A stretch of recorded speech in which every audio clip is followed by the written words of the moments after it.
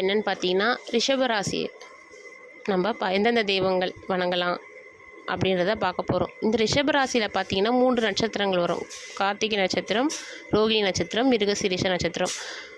இந்த கார்த்திகை நட்சத்திரத்தில் 3 பாதங்கள் இதில் இருக்குது. ரிஷபராசி கார்த்திகை 2ஆம் பாதம், 3ஆம் பாதம், 4ஆம் பாதம் இதில் பிறந்தவங்க எந்த தெய்வத்தை வணங்கலான்னு பார்த்தீங்கன்னா, காஞ்சிபுரம் ஏகாம்பரேஸ்வரர் கோவிலுக்கு போயிட்டு வந்தீங்கன்னா அவங்களுக்கு இந்த ரிஷபராசி கார்த்திகை நட்சத்திரக்காரர்களுக்கு சிறப்பாக இருக்கும்.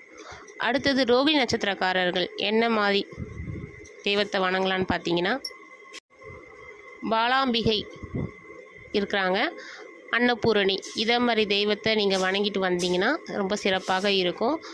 அட்லீஸ்ட் நீங்கள் ஃபோனில் அந்த ஸ்க்ரீன் சேவரில் கூட அந்த பாலாம்பிகையும் அன்னபூரணியும் வச்சு நீங்கள் தினைக்கும் நீங்கள் அவங்கள கண்ணில் படுற மாதிரி கூட வச்சுக்கலாம்.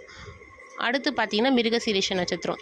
இந்த மிருகசீரிஷ நட்சத்திரம் பார்த்தீங்கன்னா பக்கத்தில் இருக்கிற உங்கள் வீடு கிட்ட இருக்கிற முருகர் கோவிலுக்கு நீங்கள் போயிட்டு வாரம் செவ்வாய்க்கிழமை இந்த சுக்கிர ஓரையில் போயிட்டு நீங்கள் தீபம் போட்டு வரணும்.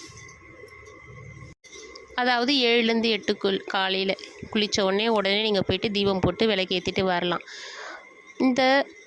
பொதுவாகவே இந்த ரிஷப ராசிக்காரர்கள் 3 நட்சத்திரங்களும் சேர்ந்து எந்த மாதிரி தெய்வத்தை வணங்கலாம் அப்படின்னு பார்த்தீங்கன்னா, லக்ஷ்மி நரசிம்மர் அவரை போயிட்டு நீங்கள் வணங்கிட்டு வந்தீங்கன்னா இந்த ரிஷப ராசிகளை பொறுத்த வரைக்கும் எப்பேற்பட்ட தடை தாமதம் எதுவாக இருந்தாலும் உங்களுக்கு சக்ஸஸை கொடுக்கும், வழி கொடுக்கும். ஒரு இன்டர்வியூக்கு போகிறீங்க அப்படின்னா கூட லக்ஷ்மி நரசிம்மரை வணங்கிட்டு மனசார வேண்டிக்கிட்டு நீங்கள் போனீங்கன்னாவே சிறப்பாக இருக்கும். அடுத்தது ஆஞ்சநேயர். இந்த 2 தெய்வத்தையும் நீங்கள் விடாமல், இது இந்த சனி பயிற்சி குரு பயிற்சி அப்படிலாம் இல்லை, இது எப்போவுமே இந்த ராசிக்காரர்கள் இந்த வணங்க வேண்டிய தெய்வங்கள் இதுதான். நீங்கள் இந்த கோவிலுக்கு போயிட்டு 9 முறை சுற்றிட்டு வரணும். நீங்கள் விளக்கு ஏற்றலை அப்படின்றத விட கண்டிப்பாக கோவிலை சுற்றி வலம் வர வேண்டும் 9 முறை.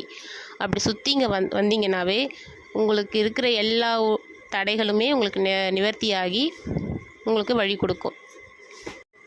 சனிக்கிழமை ஆஞ்சநேயர் கோவிலுக்கு போனீங்கன்னா கூட அவர்களுக்கு துளசி மாலையோ வெற்றிலை மாலையோ வாங்கி கொடுத்து கண்டிப்பாக நீங்கள் வலம் வர வேண்டும்.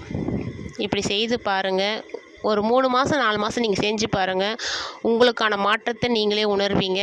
அப்போ நீங்களே இதை எல்லோருக்கும் நீங்கள் சொல்வீங்க, இதை மாதிரி ரிஷப ராசிக்காரர்கள்லாம் செய்யுங்க அப்படின்ட்டு. இதை மனதார நம்பி செய்யணும். இது சொல்கிறாங்க செஞ்சு